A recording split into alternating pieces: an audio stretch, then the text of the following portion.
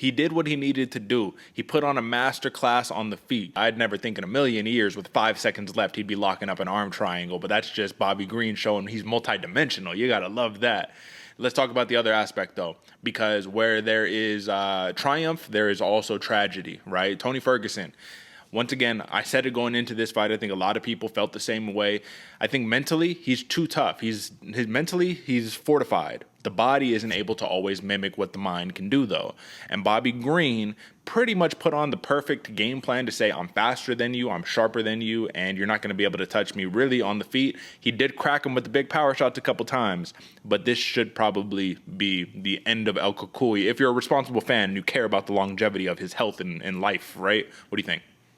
I 100% agree with you, Derek. As much as I love El Cucuy, one of my favorite fighters growing up, I hope this is the last fight we see him in, man, because just the speed and the craft that he doesn't really have like he used to anymore is just upsetting. Just seeing him, see where he used to be able to have those moves and still gets cracked and still gets hurt and still gets turned and bloodied. And then you get arm triangled by Bobby Green, brother. You're supposed to be one of the, you're supposed to be the Eminari guy. You're supposed to be the guy that can pull out anything out of nowhere. And you're getting taken control of mounted and then hit switched. It was very impressive fight from Bobby Green. But this, to me, Derek, comes down to an age thing. It's just, when you're hooping with one of your old homies and you're like, dog, you used to be quick. You used to have some bounce to you. Tony Ferguson used to have some bounce. He used to be quick. He used to have that kind of crazy fighter energy. Now he just has that crazy fighter mentality, which still carries him very, very far. And he obviously still fighting top guys up here, Bobby Green. But, man, it's just rough seeing your idols fall from grace like that. So I do hope it is his last fight.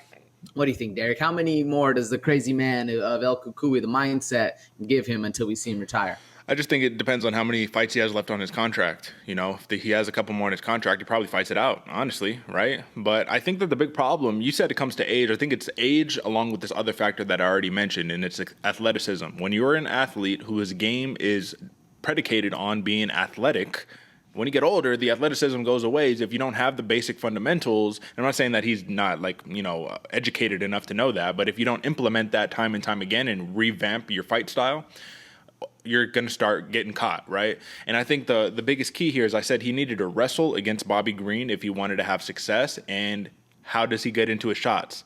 Imanari rolls, right? He tried the Imanari roll, bro, from so far out. And I was like, all right. That's when you knew. You're like, that's like Michael Jordan trying to do just like a post-up fadeaway jump shot. And you're just like, it don't look good no more. There's like he's went on the Washington Wizards or something. Anyways, that's neither here nor there.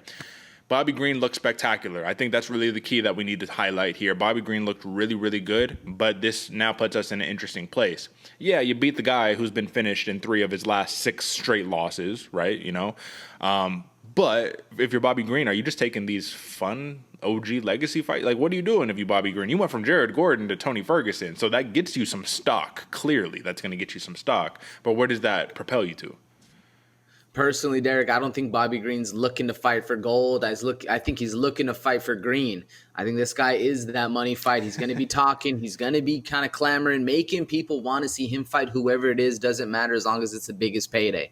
That being said, he is going to have to fight the tougher guys, the name recognitions, the Michael Chandlers, these people that have that kind of built-in following, because you're not going to get the same day, and no disrespect, but you're not going to get the same day or same payday as you would against a Jaron Gordon, where you would against a Michael Chandler. So unfortunately, he's going to have to be fighting these harder fighters going forward, but I don't see him even thinking about a belt until it's right in front of him, Derek. Do you? Yeah, I mean, money fights are always the fun fights, right, for Bobby Green. I just think that at the end of the day, the more big names you win against, it propels you forward. You're going to have to inevitably fight those guys. So you don't really have a choice, right? Like I said, sometimes success can come to a detriment, right? I don't think it's going to be the case for Bobby Green, but I will say first submission victory since his UFC debut, brother. I mean, that's impressive. Shout out to the king, the golden voice of the Bloody Water Podcast sleeper section, Bobby King Green.